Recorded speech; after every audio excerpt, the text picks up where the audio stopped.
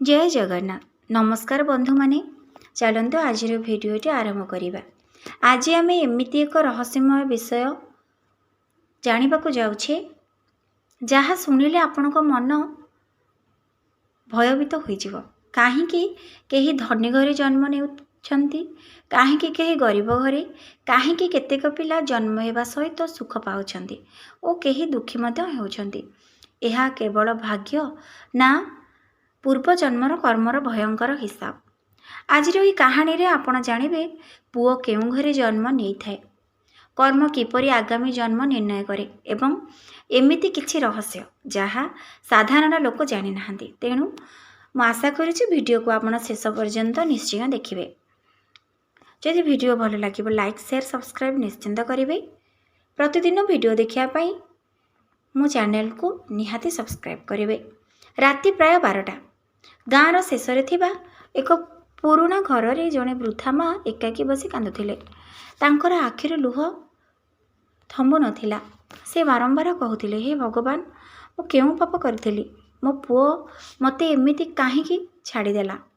सेही वृद्धांकर नाँ थिला सुमित्रा। सुमित्रांकर जड़े पुओ थिले अमर। छोट बेले अमर निज माँ को बहुत भल पाउथिले, किंतु विवाह परे सबु बदलीगला। धीरे धीरे से निज माँ को अवहेला करने को लगिले। खाइबा ठीक भावे देउनथिले, कथा कहले रगुथिले। एक दिन तो अमर निज माँ को कहीदेले, तमे एबे मते बोझ भली लागिलोनी, घरे शांति नाही तुम पाई। सेही कथा शुणी सुमित्रा को हृदय भांगीगला, किंतु से चुप रहिले, कारण माँ केबे संतान को अभिशाप देउ न थाए। माँ सबुबले संतानर भल हेउ सेहा चाहूଥାଏ।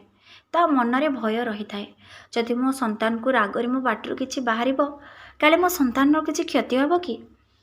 माँ सबुठारु दयालु, ता पिला पाई से सबु किछि करि पारे। किंतु कर्मर चक्र देखंतु। किछि वर्ष परे सुमित्रांको मृत्यु हेला। मृत्यु पूर्वरु से केवल एक कथा कहिथिले, भगवान मो पुओ को सद्बुद्धि दियो। समय बीतीगला। अमर बुढ़ा हेले, तांकर मध्य जणे पुओ हेला।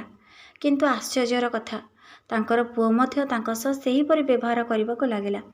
अमर एक दिन कांदी कांदी कहिले, मो पुओ मते बुझु नाही काहेकि प्रभु?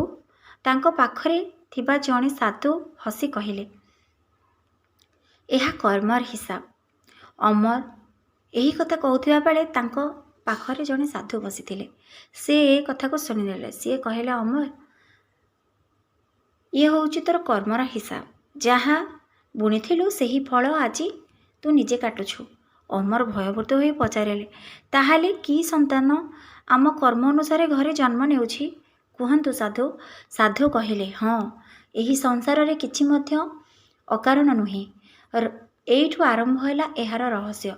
साधु अमर को एक अद्भुत कथा कहिले, एही पृथ्वी रे जन्म केवल एक साधारण घटना नुहे। प्रत्येक आत्मा निज कर्म अनुसार निर्दिष्ट घर को आसे। अमर आश्चर्य पचारिले, किपरि? साधु कहिले, सुण, मु तुमको एक गुप्त रहस्य कहूछि। आत्मा जन्म पूर्वरु कौन हुए?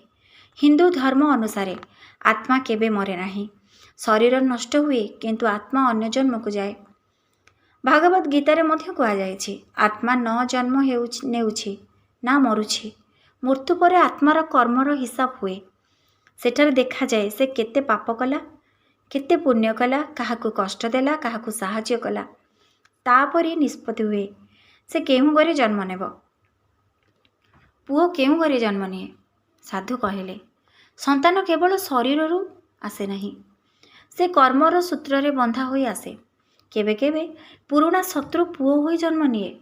पूर्व जन्मर ऋणी संतान होई आसे। जो माने भल पाइथिले से माने परिवार होई आसंते। जहाकु कष्ट देइथिलु से पुणी फेरी आसे।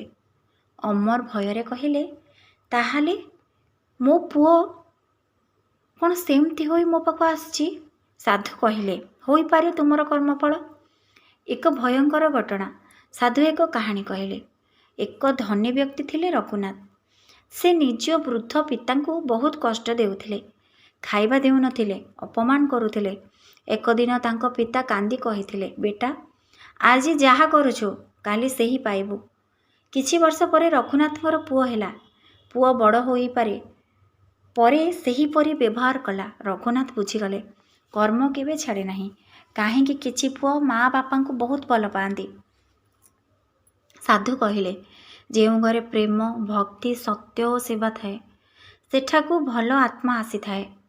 ଏମିତି ପୁଅ ମା ବାପାଙ୍କ ସମ୍ମାନ କରେ, ସେବା କରେ, ଘରର ଭାଗ୍ୟ ବଦଳାଇ ଦିଏ। କିନ୍ତୁ ଯେଉଁ ଘରେ ସବୁବେଳେ ଝଗଡ଼ା, ଅହଙ୍କାର, ଅପମାନ ଥାଏ ସେଠାରେ ଅଶାନ୍ତ ଆତ୍ମା ଆସିପାରେ। ମୃତ୍ୟୁ ପରେ ଆତ୍ମାର ଯାତ୍ରା। ସାଧୁ କହିଲେ, ମୃତ୍ୟୁ ପରେ ଆତ୍ମା ଏକାକୀ ଯାଏ। ସେଠାରେ ନା ଧନ ଯାଏ, ନା ଘର ଯାଏ, ନା ସମ୍ପତ୍ତି ଯାଏ। କେବଳ କର୍ମ ହିଁ ତା ସାଥିରେ ଯାଏ ଏବଂ ସେହି କର୍ମ ନିଷ୍ପତ୍ତି କରେ ପରବର୍ତ୍ତୀ ଜନ୍ମ କେଉଁଠି ହେବ। ଗରିବ ଘରେ ଜନ୍ମ କାହିଁକି ହୁଏ? ଅମର ପଚାରିଲେ। ସବୁ ଲୋକ ଧନୀ ଘରେ ଜନ୍ମ ନେଉନାହାନ୍ତି କାହିଁକି? ସାଧୁ କହିଲେ, ଜନ୍ମ କେବଳ ଧନ ଦେଖି ହୁଏ ନାହିଁ, ଆତ୍ମାର ଶିକ୍ଷା ପାଇଁ ମଧ୍ୟ ହୁଏ। କେହି ଗରିବ ଘରେ ଜନ୍ମ ନେଇ ଧୈର୍ଯ୍ୟ ଶିଖେ, କେହି ଧନୀ ଘରେ ଜନ୍ମ ନେଇ ଅହଙ୍କାରରେ ନଷ୍ଟ ହୁଏ। ସବୁ କର୍ମର ଖେଳ। ଭୟଙ୍କର ସତ୍ୟ।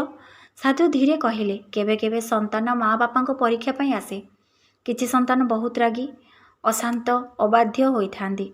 କାରଣ ପୂର୍ବ ଜନ୍ମର ଅଧୁରା କର୍ମ ଚାଲିଥାଏ। ମନୁଷ୍ୟ କି ଭାଗ୍ୟ ବଦଳାଇ ପାରେ? ଅମର ପଚାରିଲେ, ତାହେଲେ ସବୁ ପୂର୍ବରୁ ଲେଖା ହୋଇଛି? ସାଧୁ ହସି କହିଲେ, ନା, ମନୁଷ୍ୟ ନିଜ କର୍ମରେ ଭବିଷ୍ୟତ ବଦଳାଇ ପାରେ। ଭଲ କାମ, ଦାନ, ସେବା, ମା ବାପାଙ୍କ ସମ୍ମାନ, ଭଗବାନଙ୍କ ଭକ୍ତି ଏସବୁ ଭାଗ୍ୟକୁ ବଦଳାଇ ଦିଏ। ଅମର ପରିବର୍ତ୍ତନ। ସାଧୁଙ୍କ କଥା ଶୁଣି ଅମର କାନ୍ଦି ପକାଇଲେ। ସେ ବୁଝିଗଲେ ସେ ନିଜ ମାଆକୁ କେତେ କଷ୍ଟ ଦେଇଥିଲେ। ସେ ଘରକୁ ଫେରି ନିଜ ପୁଅକୁ ଭଲ ପାଇବା ଆରମ୍ଭ କଲେ। ଧୀରେ ଧୀରେ ଘରର ପରିବେଶ ବଦଳିଗଲା। ତାଙ୍କ ପୁଅ ମଧ୍ୟ ବଦଳିଗଲେ। ଅମର ବୁଝିଲେ ପ୍ରେମ ହେଉଛି ସବୁଠାରୁ ବଡ଼ ପୁଣ୍ୟ। ସାଧୁ ଯିବା ପୂର୍ବରୁ କହିଲେ, ମନେ ରଖ, ଏହି ଜୀବନରେ କେହି ଅକାରଣରେ ଆସେ ନାହିଁ। ମା ବାପା, ପୁଅ ଝିଅ ସବୁ କର୍ମର ସମ୍ପର୍କ। ତେଣୁ କାହାକୁ କଷ୍ଟ ଦିଅନି, କାରଣ କର୍ମର ହିସାବ ବହୁତ ଭୟଙ୍କର।